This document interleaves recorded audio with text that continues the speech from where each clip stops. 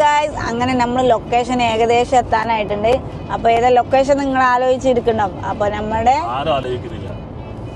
അത് പറയുമ്പോ അവരെ ആലോചിക്കില്ലെന്ന് നമ്മൾ പറഞ്ഞിട്ടല്ല അവരെ ആലോചിക്കുള്ളൂ. അപ്പൊ എവിടെയാണെന്നറിയോ? ഇപ്പോ നമ്മള് ബിമ്മാസ് സിംഗ് ഹാളിലേക്കാണ് പോയോണ്ടിരിക്കുന്നത്.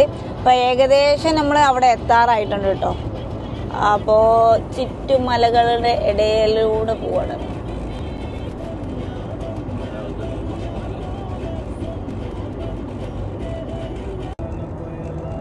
കണ്ടോ? എൻ്റെ നീട്ടി നോക്കുകയാണെങ്കിൽ അത് കാണാൻ കഴിയും കടല്. അതും ബ്ലൂ കളർ വാട്ടർ ആട്ടോ. ഇപ്പൊ ഏകദേശമൊക്കെ കാണുന്നുണ്ടാവുമല്ലേ?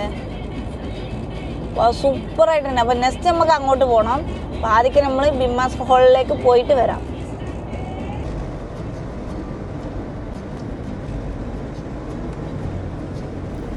അങ്ങനെ നമ്മൾ ഫൈനലി നമ്മൾ അവിടെ റീച്ച് ചെയ്തു. അപ്പോൾ ഇതിപ്പോൾ ഒരു പാർക്ക് മാതിരി ഉണ്ടാക്കിയിട്ടുണ്ട് കേട്ടോ ബിമ്മാസ് ഹാളിൻ്റെ ഇതിൽ.